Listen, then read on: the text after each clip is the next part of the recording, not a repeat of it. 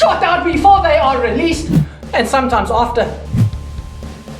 Yes, fans of horror, I am talking about the Sakkie sequel. And if there is one genre that has seen more Sakkie sequels pop up than mutated monster mushrooms in a nuclear, delicious mushrooms, that has seen more Power Patch in a,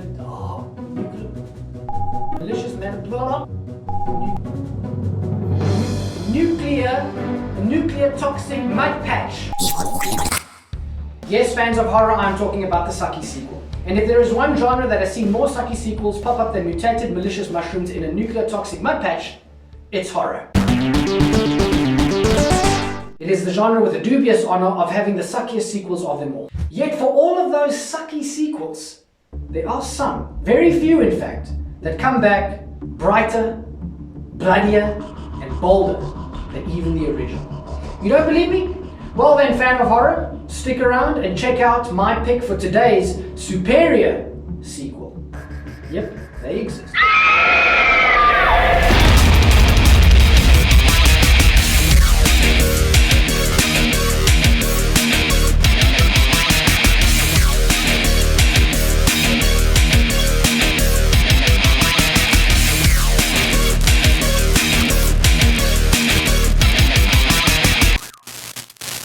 Now today's film or sequel, whose title is a word that I just could not get stuck in my skull, I even had to Google it, I must admit.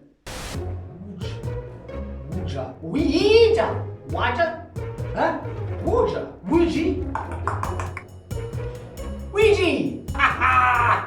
Ouija Origins of Evil is technically not a sequel but a prequel, but I'm going to treat it like a sequel for today because it does what any unsakkie sequel should do, which is it expands on the world and or the characters introduced in the original. Now the original film follows a group of teenagers, who else, that unleash an evil spirit after playing the board game Ouija. This also happens to be the title of the first film.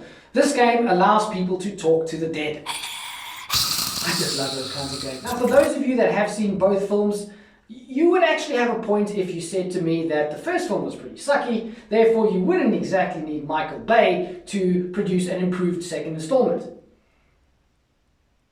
Okay, wait a minute, he did actually produce the second film. And he produced the first film for that matter, so he produced both. It's, I kind of promised myself that I would stop apologizing for knocking certain films. Because I want to focus, genuinely focus on life and film's more positive aspects. And look, I know that it takes a lot of hard work to make a movie, and that even the worst movies have at least one person, even if it is just the snack guy, who has the intention of releasing a good movie. And trust me, I know this because I've been the snack guy on a film set. I've been the extra, I've been the extra's assistant. In fact, I've even been the snack guy's assistant. So, to the cast and crew of the original Ouija, I know that you guys tried really hard to make a good movie, and I really appreciate the fact that you did. I bought the movie ticket, I went and watched, I added to your $100 million plus gross at the box office, okay? So I really am, from the bottom of my heart, and I mean this genuinely, I'm not trying to be funny, I'm sorry that I'm knocking your movie. On that note, let's knock Ouija. Now I kind of feel bad for the actors in the original Ouija because they gave it a solid bash despite a wonky script. And also there is a small but significant part for the legendary and great actress Lin Shaye, who most of you probably know from the successful film franchise Insidious. And by the looks of this lady's impressive filmography, she is definitely a true scream queen in her own right. But unfortunately, that's about as good as it gets for the original movie.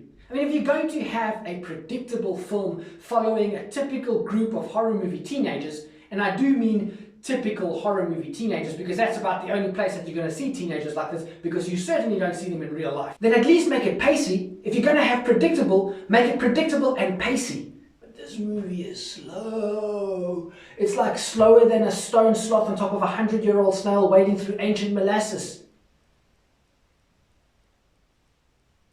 Got that right in one go.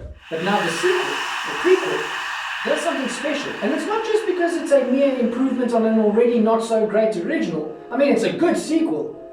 But Ouija Origins of Evil manages to stand on its own as a good little horror movie in and of itself. Now, one of the ways that the second film actually improves on the first is that it takes that potentially silly and somewhat shallow premise. I mean, this film is based on a Hasbro board game.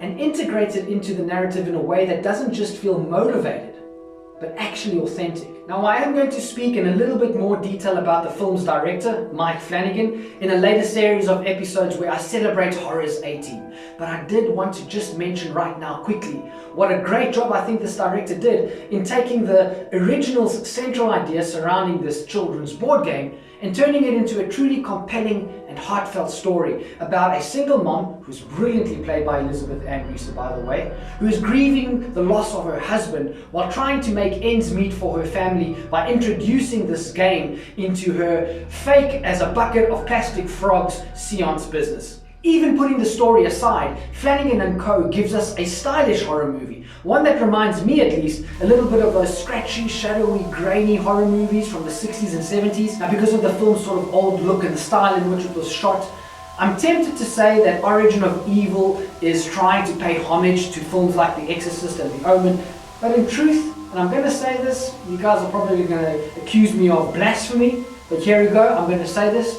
I think Origin of Evil can actually sit proudly alongside the Possession classics that came before it. It is not an imitation of those movies, it offers us something new, but it does look back at those classics and kind of gives them all a bit of a I see you. I mean, the film even opens with that old classic Universal Pictures logo that came at the beginning of films like Jaws. Brilliant! Now, despite not matching the original's mammoth $100 million plus box office gross, another reason why I think Ouija Origin of Evil is indeed a superior sequel is that it aims higher than its flimsy beginnings and gives us a fun and haunting horror story about real life, unique characters going through real life problems. It manages to set itself apart from the mediocre crowd pleasers that it so easily could have been. Now, although it's not completely flawless, I mean, it is a little bit formulaic, it still remains authentic, dramatic, scary, and entertaining, and has therefore earned itself a place right here on my wall of horror, where it belongs. So Ouija Origin of Evil dares to shake things up a little bit, take a few risks, and it gives us something a little bit different. As far as I'm concerned, that's what the genre of horror needs a little bit more of. Something a little bit different, something that takes a few more risks. So there you have it, fans, rebels, ghosts and ghouls of horror. That is my superior sequel for today. Do you guys agree? You don't? Well then drop me some bad words down below. This is your channel as much as it is mine after all. I wish you guys all well, stay happy, stay healthy and stay horror, and until our next superior sequel where I'm definitely going to ruffle up a couple of scales. See you guys then.